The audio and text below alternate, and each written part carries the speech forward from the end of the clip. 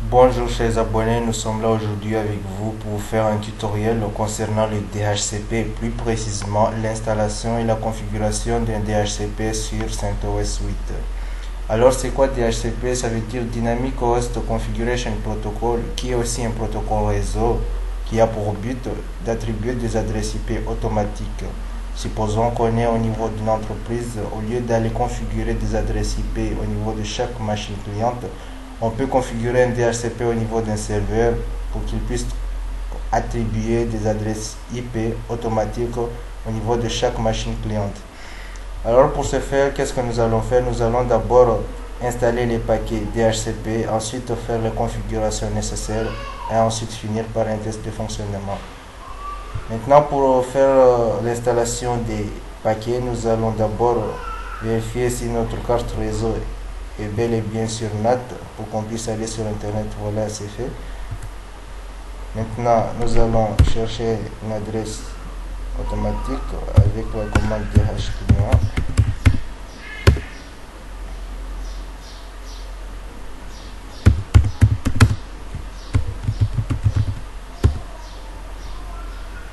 Voilà, il y a de la connectivité. Ensuite, nous allons utiliser la commande de nf-y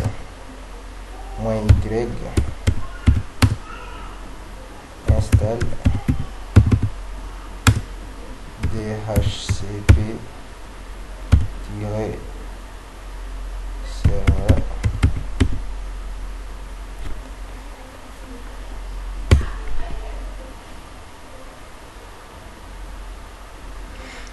Voilà,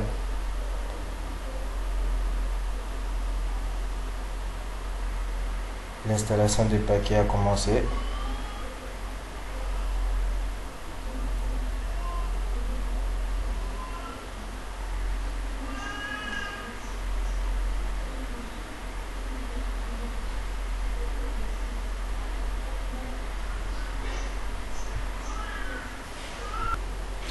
Voilà, maintenant que les paquets sont installés, nous allons mettre notre carte réseau sur le réseau interne.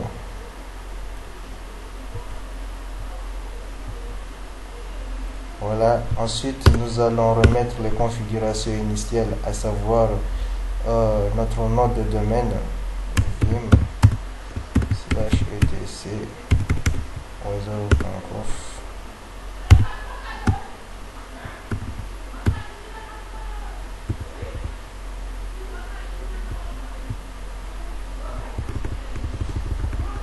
Voilà, ici nous allons mettre notre nom de domaine qui est nano.km.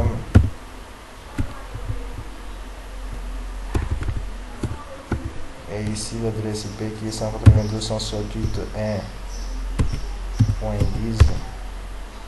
Voilà, nous allons enregistrer et quitter, c'est fait.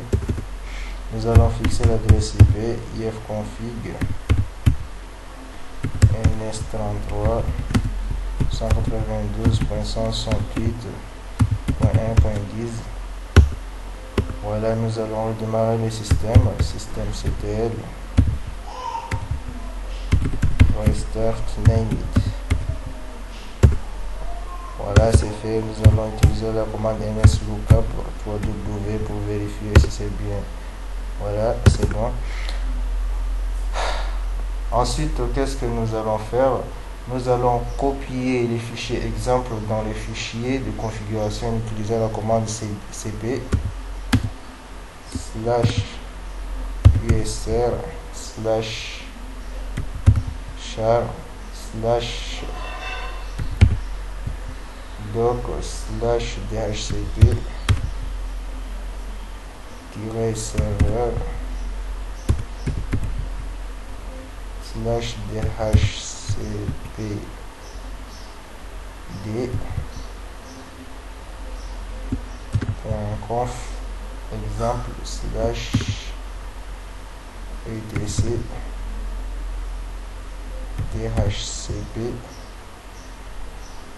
dhcp d.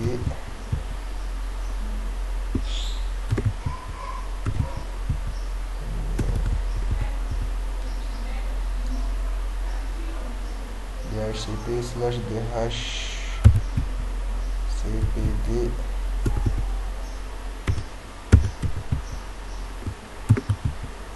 .conf. Voilà, c'est fait.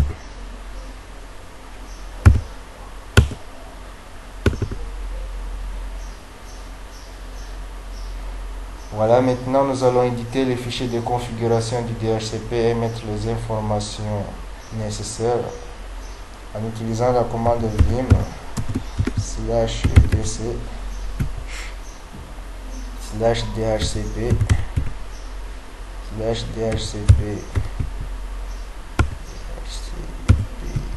dhcpd.conf.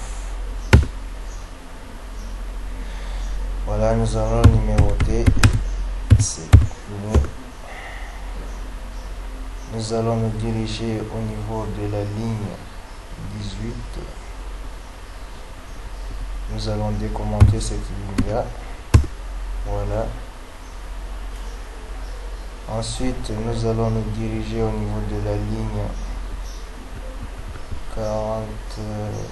Oui, c'est 47. Ici, nous allons mettre notre adresse IP qui est le 192.168.1.10.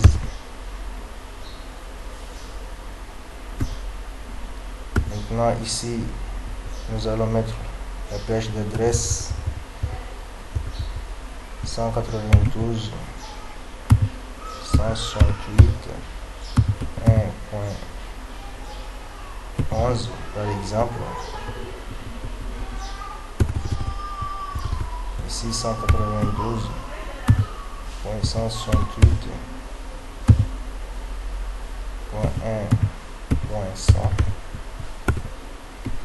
Alors ici vous pouvez changer et mettre un nombre comme vous voulez. Si vous voulez attribuer beaucoup d'adresses IP, vous pouvez augmenter le rang. Mais moi je m'arrête à 100. Voilà. Ici nous allons changer et mettre notre nom de domaine.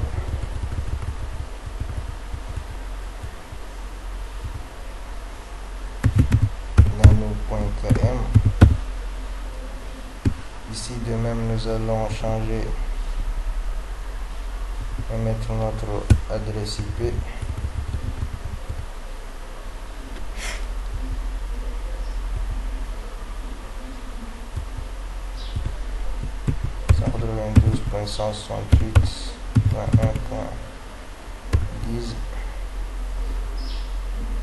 Voilà.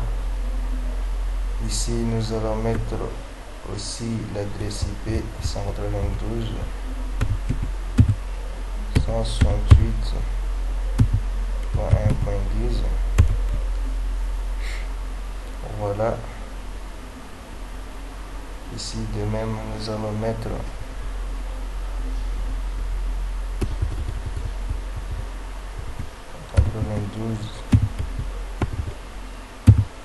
.168 1.255. Voilà. C'est bon, nous allons enregistrer et quitter.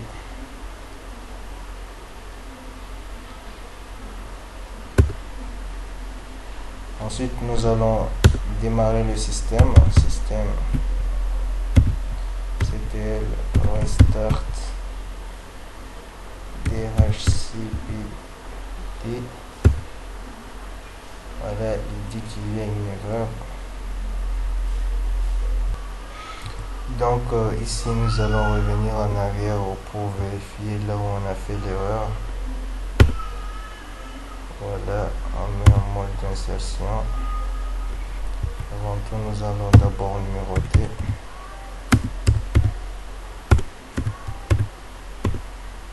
Voilà.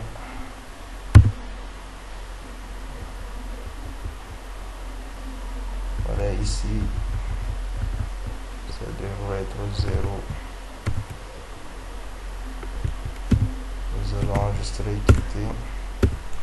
Voilà, nous allons encore redémarrer le système. Voilà, maintenant c'est bon. Système CTL status.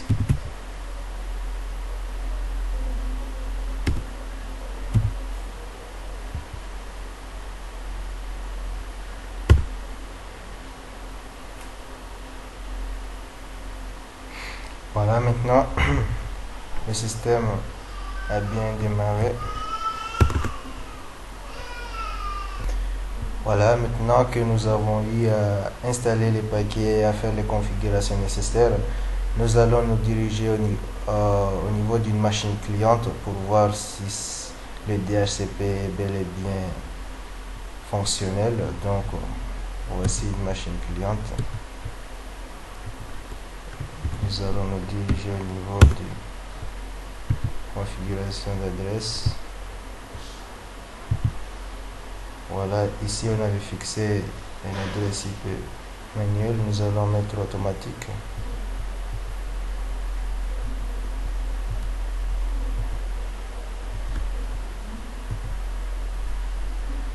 Voilà, nous allons aller en ligne de commande CMD et config.